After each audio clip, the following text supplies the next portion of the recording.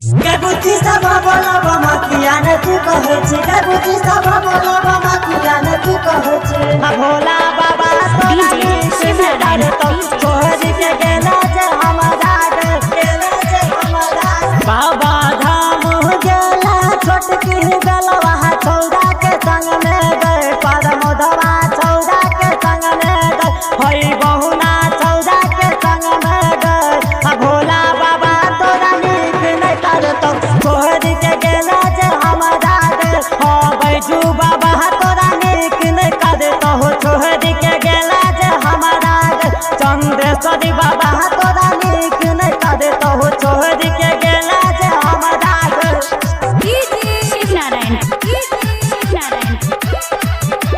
Recording by Shivani recording studio Gorgama चौक।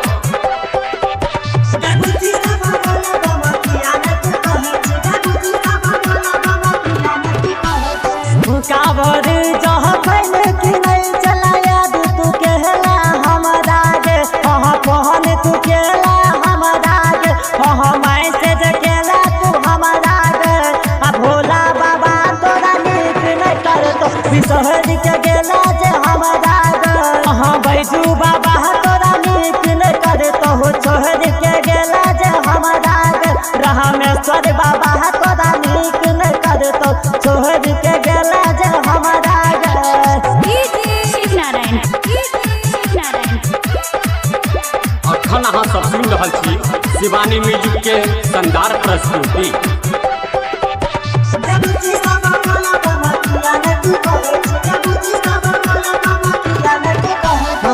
जल तू जहन धरना याद एबो तोरा हम हैग कल याद एबो तोरा हम हैग कल याद एबो तोरा हम हैग बैजू बाबा तोरा नीक नहीं करतो छोड़ के गेला जे हमारा चंद्रेश्वर बाबा तोरा नीक नहीं करतो छोड़ के गेला जे हमारा हाँ भोला बाबा तोरा नीक नहीं करतो छोड़ के गेला जे हमारा शिवनारायण अखन अहाँ सब सुन रहल छी शिवानी म्यूजिक के शानदार प्रस्तुति।